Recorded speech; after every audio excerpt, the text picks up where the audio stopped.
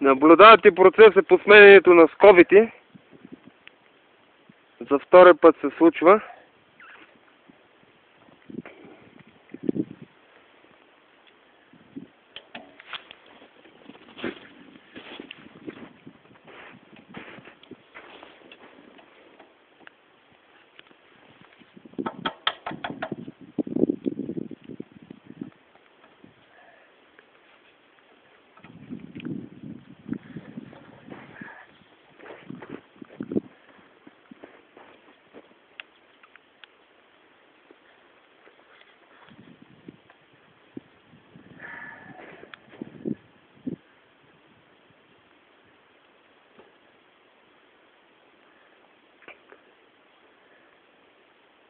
То трябва да се натяга ли?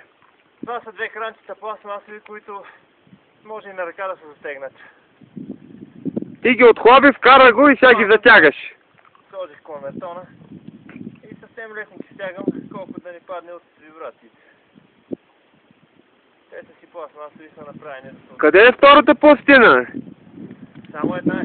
Само е тая, на ходната ролка. Ето е. Да. Готов съм. Айде, яваш, давай надолу.